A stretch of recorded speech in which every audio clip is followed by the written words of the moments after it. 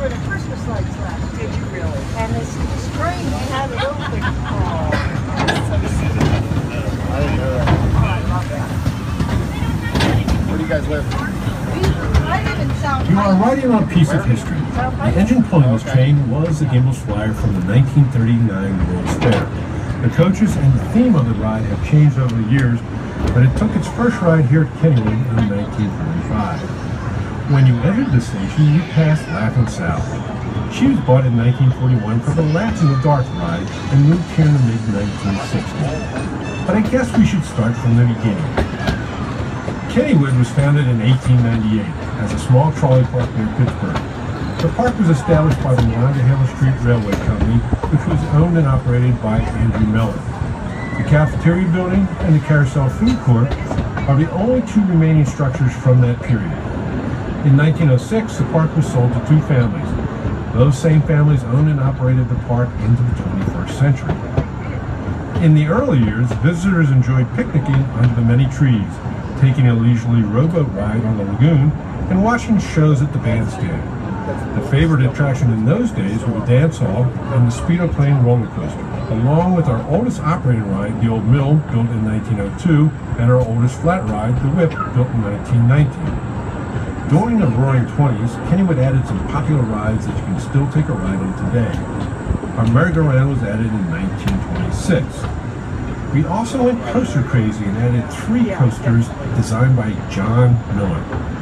The Jackrabbit, Racer, and Pippin all use the natural topography of the land, and each has its own uniqueness. This was also the decade that the famous Kennywood arrows were first seen to help travelers find the park. In 1930, Harry Traber designed 2 rides for the park, the Auto Race and the Laughing Dog. These would prove to be the last new additions for many years as the Great Depression hit the country. Many parks had to close, but Kennywood survived due to the dedication of our guests and employees. Admission was free in those days, and many people spent their days at the swimming pool, playing skee-ball in the Penny Arcade, or dancing in the dance hall. There was also many live radio broadcasts which brought in popular big band orchestras and other local personalities. Eventually, the Depression subsided, and in 1936, Kennywood built a new walk-through dark ride, Noah's Ark. Ironically, this was also the year of the Great Flood of Pittsburgh. Out of the Depression and into the war era, World War II was the driving force in the 1940s. Kennywood's own radio station, the Voice of Kennywood, would broadcast the news from the front lines of the war from the tower refreshment stand in the middle of the park. The 40s also saw the addition of classic rides like the Silver Rocket Ships and the Little Dipper roller coaster. As the nation entered the television age in the 1950s, so did Kennywood. Our band shell became host to many celebrities of the day. The Three Stooges, Clarabelle the Clown from the Howdy Doody Show, and the legend himself, the Lone Ranger, to name just a few. The decade saw the addition of the Floral Clock, a brand new game called Fascination, and our Fall Fantasy Parade.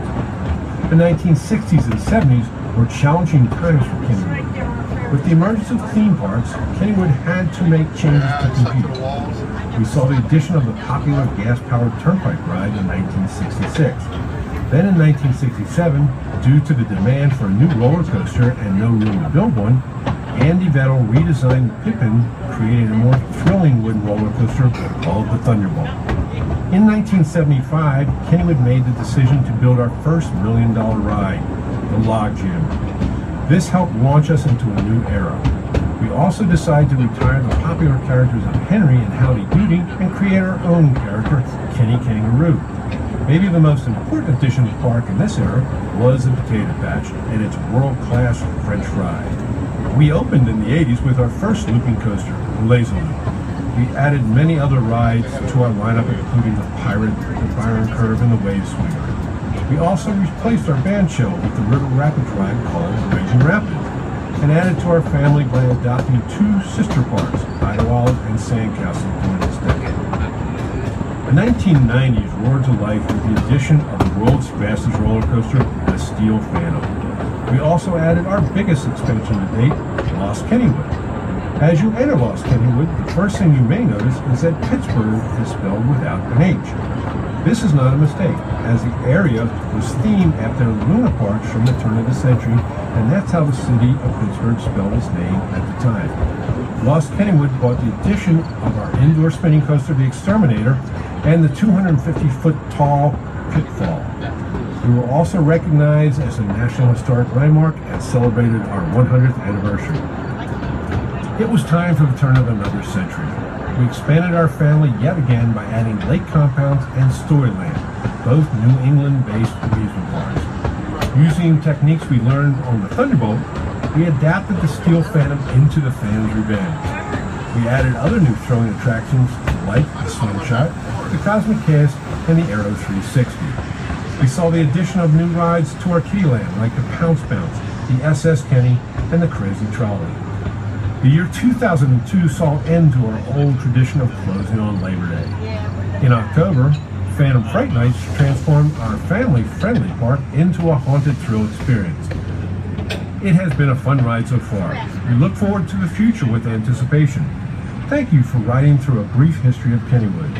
We hope you enjoyed your train ride, and we look forward to entertaining you and your families for years to come. Just a little bit.